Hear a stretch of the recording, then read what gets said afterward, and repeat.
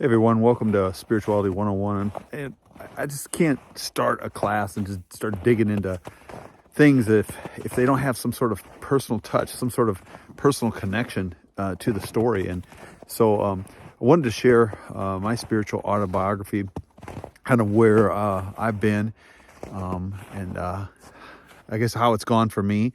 And hopefully we can share these all with each other. And because that's really what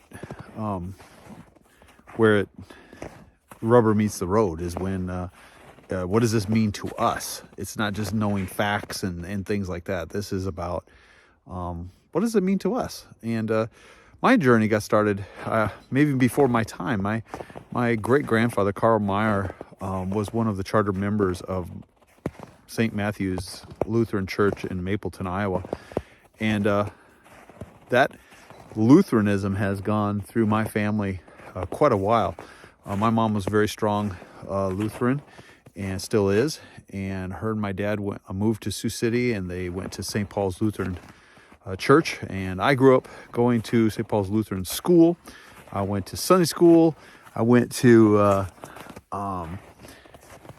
confirmation, youth group. I did the Lutheran thing. I had what Richard Rohr would call a pretty solid container when it comes to spiritual matters, because I'd been around it quite a bit. And that's one thing that happened during confirmation. And I don't blame anybody, and I don't even think she meant what she said. But during confirmation, I wasn't taking it very seriously. And the teacher said that I was in danger of going to hell or something. I don't know how she worded it, but something along those lines if I didn't take this class more seriously. And I don't think she totally meant that, but it got me thinking about hell. And that concept, it started to really terrify me, that I'd be tortured for forever and ever. And then after that, another forever and ever. And it kind of got me thinking. And about the same time, my brother, who was kind of someone I really looked up to, had moved away. He was older than me. He went to Omaha, and he got involved with like this really charismatic Pentecostal type church. And I was kind of starting to look at that. And then I'd watched a Billy Graham crusade where he'd called people forward, and Billy Graham was talking about a way out of hell. And so all that put together is I did that born again thing, like that very evangelical thing, and mostly out of fear of hell. And one of the things that happens when you do that is that you they kind of want you to go out and tell others about Jesus. And that's what I've tried to do. I read my Bible every day, and I was 14 years old, and I think sometimes a 14-year-old reading the Bible can take it very literally. And I was out just trying to tell people about Jesus, but it wasn't that easy. And so I would be filled with guilt that I wasn't telling everybody about Jesus, because if I didn't tell people about Jesus, then I was putting them in danger of going to hell. And I didn't even really tell anybody about Jesus very much, but I thought I should tell everybody. But it was guilt ridden. It was not good. And I did that for a good chunk of my high school and college. But my junior year in college, one summer, I got to go to Mexico City, where I worked with orphans whose parents had been killed during the 1985 earthquake.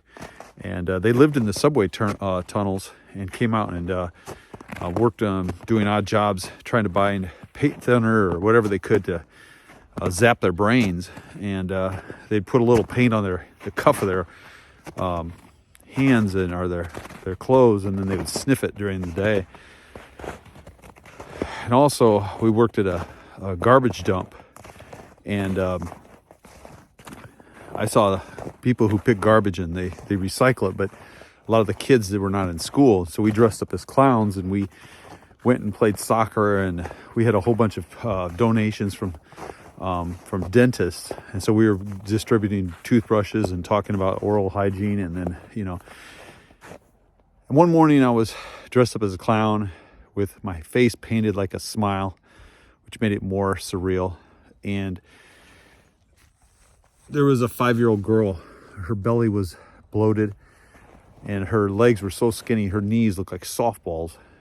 She was maybe 5 years old. She was so malnourished that her hair was actually falling out. And I saw her scramble over a pile of trash, and it looked, the words like human rat came to mind.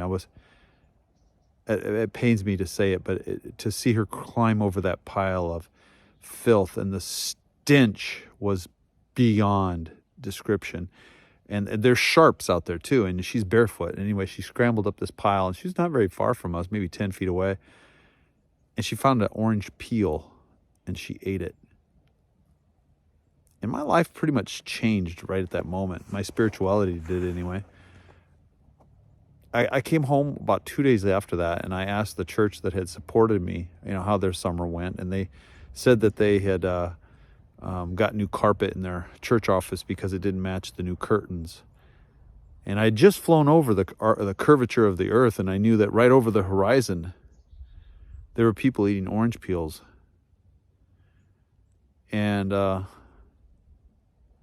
didn't sit well with me. I don't know how to, because I think maybe I grew up thinking that poor people were poor because of some lack of maybe work ethic, and I realized that is absolutely not true. And anyway, I had been studying to become a minister, and that scene of that girl eating that orange peel shook me, and I could no longer justify any type of spirituality that wanted to save souls and wanted, to not do anything about this life. And it just didn't make sense.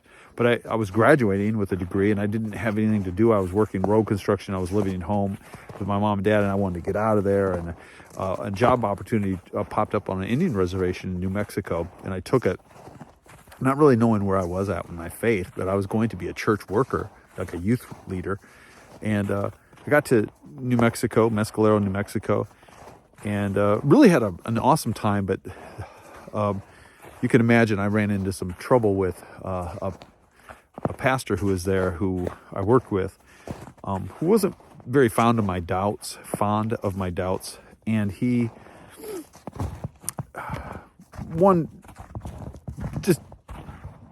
we didn't hit it off very well. And one day he asked me point blank, he goes, I just don't get it. I don't get what you have to offer. And that really shook me. And I pretty much resigned, and it wasn't a great situation. But I was very angry because I felt the church was, after that, was very judgmental, and I just wanted nothing to do with it. But the trouble is, near the church was another church. It was a Catholic church, and there was a guy there, Harry Vassal, who was there, and he is a Franciscan brother who was just the neatest guy. He rode trains like a hobo, but he was a priest for people who lived on the rails, and he was just this fascinating person. I just thought, this is like, when I read about Jesus in the Bible, this is kind of how I picture Jesus being. Was his hair, and he said, hey, if you ever want to do something like in Mexico, learn Spanish, I got this place down here. And he gave me a picture looking out the front door. It wasn't even a picture of the Casa Franciscana. It was looking out from the monastery. Well, I didn't go right away. I went to the Appalachian Trail, did some hiking, did a lot of thinking. And but then I was ready for the next stage, and I drove down to Mexico and found the place right away where this monastery was. And I remember when I walked in there, not sure about my faith, not sure what I could offer, but this Father John opened the door, and he led me upstairs in this monastery. He didn't know who I was at all. And he said 3 things. He said, this is your room. Stay as long as you want, and supper's at 6. And that's, I stayed 2 years working with them in soup kitchen. I taught literacy. And I saw brothers who really wanted to do something in this world. They lived in the poorest part of town, and they were doing everything from education to healthcare to spirituality. And it wasn't this, hey, I got a way for you to go to heaven type of thing. It was more of a comprehensive thing. It was a brotherhood. It was a sisterhood. It was a community. It was a faith thing. It was a daily bread thing. And we cooked for each other and we prayed together. And my faith was restored in faith itself through that experience. And I came home back after a couple years of that, and I got back into Sioux City, and I was like, I couldn't do it in a church because they only meet once a week, and it just seems so artificial, and I just couldn't take that. And so really I just became a no religion for many years, maybe a couple decades even. That was quite a while. Then and I'm not trying to get political here, but this is something that happened that disturbed me very profoundly. It disturbed me. And it was when we started to separate children from their parents at the border. And when that happened, I had been reading David Brooks, and I agreed with him 100%. I said, we're in a full-blown moral crisis. How in the world could we ever justify separating children from their parents? I mean, if the parents did something illegal, that's one thing, but separating the children, putting them in detention centers, apart from little children as little as on diapers, that's something. And I also saw that as whatever I do about this situation is the same thing I would have done during the Holocaust in Germany. And so I tried to fight it. But it also, I had just been reading people like Gandhi, and Gandhi just, so good. Gandhi said, you gotta become the change you want to see. So it wasn't like this spirituality thing. It wasn't all outward. It was like, hey, I gotta change myself. And so I was looking online, and there's a lot of gurus, but I started to notice that a lot of these people who have great ideas about success were really saying, hey, I'll teach you how to be successful for $29.99, and then they're showing you their pictures of their $1 million mansions in California, and I'm like, you know what? This is a part of this problem that I think it is. And so I started. This is crazy. I can't even believe I'm saying this, but Jesus started to make sense. And I just said that. This is crazy, right? But because Jesus had a totally radical thing in that it's not about getting ahead. It's about getting behind others. It's not the good of me so much as it is the good of the whole. And when I take care of the whole, then it also takes care of me. And I got an opportunity to speak at the First Congregational in Sioux City, Iowa. And, I wasn't sure, so I gave it a shot. And that led to more speaking. And then that led to me doing this admiration series, which you can find online. And I'll put the link here if you want. But I just started doing a series of studies of people like Mahatma Gandhi, Martin Luther King, and Leo Tolstoy, and St. Francis, and Mother Teresa, and just Dietrich Bonhoeffer, just more Dorothy Day. So many of them. Desmond Tutu.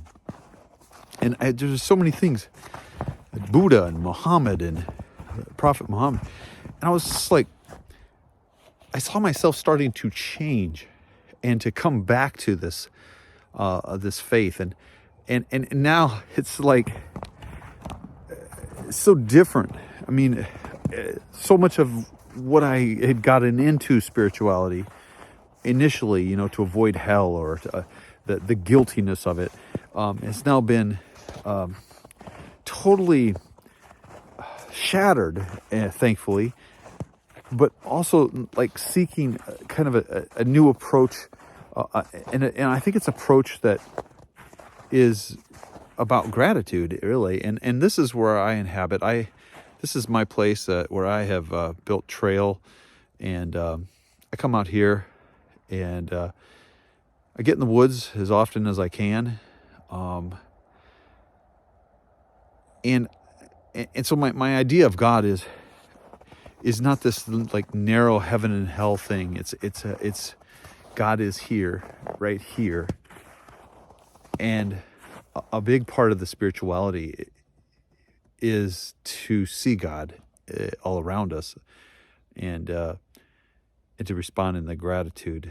To me, that makes so much sense. And so that's, I guess, my autobiography, my faith journey, and I don't know what that all means, but just so you know where I'm coming from as we start this spirituality 101 course, that it's not, I guess, total smooth ride. It's not to me, it's not about knowing all the 10 commandments, and you got to be able to recite them and memorize all that. It's really, to me, can you see God right out here, and in others, and even in myself, because, yeah. So thanks for letting me share. Hope it's been meaningful to you. Peace.